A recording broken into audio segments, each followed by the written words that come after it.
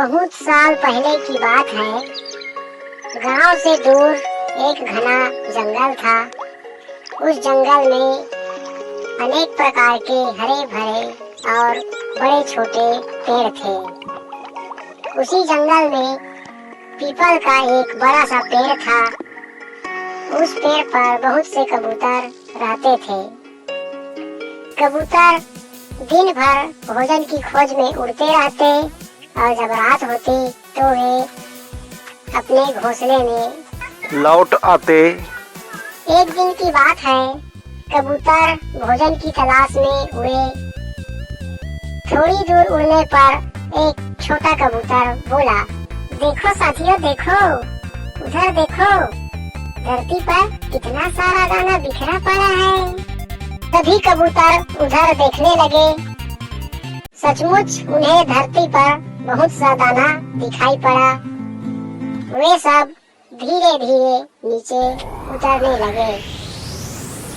तभी एक बूढ़ा कबूतर बोला, ठहरो बच्चों, ठहरो, अभी वहाँ मत जाओ। अरे जंगल में इतना सारा दाना कहाँ से आया होगा भला? कहीं से भी आया हो, हमें तो बस दाना खाना है, तुम्हें क्या? आओ हम सब मिलकर दाना चुगे। सभी कबूतर धरती पर उतर गए, दाना चुगने लगे। लेकिन एक बूढ़ा कबूतर उनके साथ नहीं गया। वह दूर से ही उन्हें देखता रहा।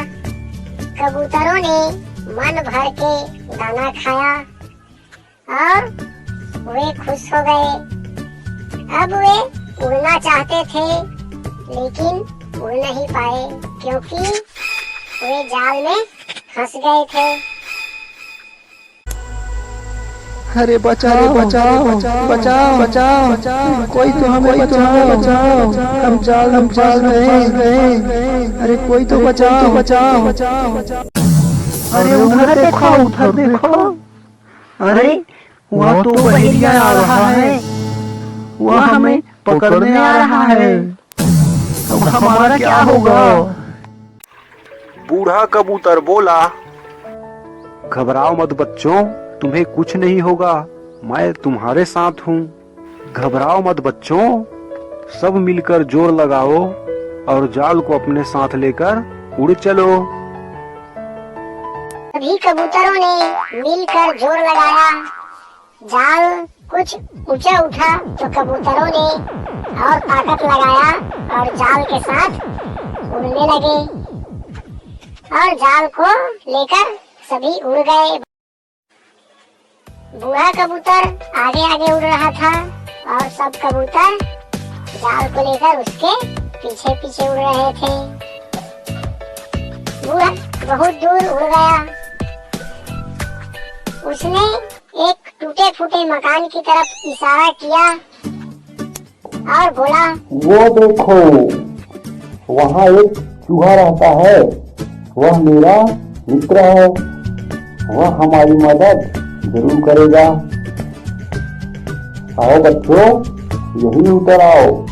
बूढ़े कबूतर ने चूहे को बुलाया और कहा,